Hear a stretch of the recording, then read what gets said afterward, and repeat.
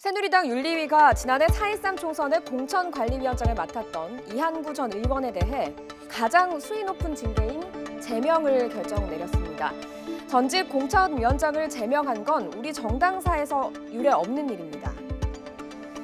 박근혜 대통령의 경제 가정교사, 또 미스터 쓴소리라고 별명을 가졌던 이한구 전 의원은 TK 출신의 정치인입니다. 1945년 경북 경주에서 태어나 서울대 경영학과를 졸업했고 1969년 행정고시 합격했습니다. 재무부 외환자금과장과 청와대 파견 등 요직을 거치면서 엘리트 관료의 길을 걸었습니다. 그러다 1980년 신군부 집권 이후 해직됐는데요. 이유는 출세가 너무 빨라 인사질서를 어지럽혔다는 것이었지만 실제로는 동서인 김용환 차관이 JP 사람이었던 것이 원인이었습니다. 그 김우중 당시 대우회장과의 인연으로 대우경제연구소에서 대표이사까지 맡았습니다. 정치에 입문한 건 지난 2000년 이회창 당시 한나라당 총재의 권유 때문이었습니다. 당의 경제통이 돼서 16대부터 19대까지 내리 사선 의원이 됐고 대선 전후였던 2012년부터 2013년까지 새누리당의 원내대표를 맡았습니다. 지난해 총선을 앞두고 지역구 불출마를 선언한 그에게 당은 공천관리위원장을 맡겼습니다.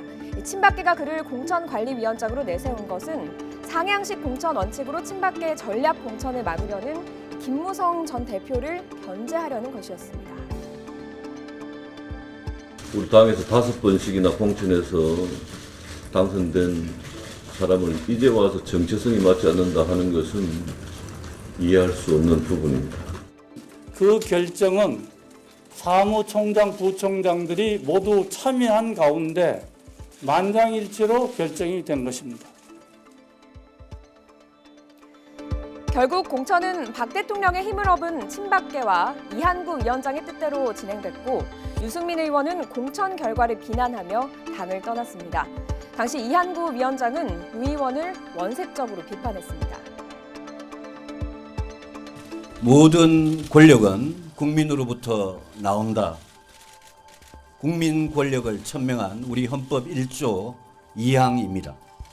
오늘 저는 헌법에 의지한 채 저의 오랜 정든 집을 잠시 떠나려 합니다.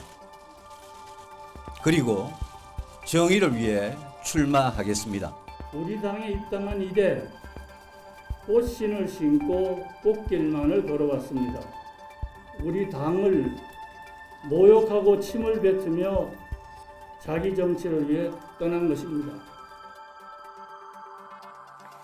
김무성 전 대표가 공천장에 찍을 도장을 가지고 지역구인 부산으로 내려간 이른바 옥새 파동까지 벌어졌죠. 이미 이때부터 새누리당의 총선 패배는 예정돼 있었습니다. 이한구를 앞세운 친박계의 공천 학살은 성공했지만 결과는 총선 패배였습니다. 여권의 내리막길은 최순실 게이트까지 이어졌고 이한구 전 의원은 몰락 중인 친박계의 상징이 돼서 17년 몸담았던 당에서 제명되고 말았습니다. 이미 정계에서 떠나 있던 이 전 의원은 어제 당 지도부를 비난하며 탈당을 선언했습니다.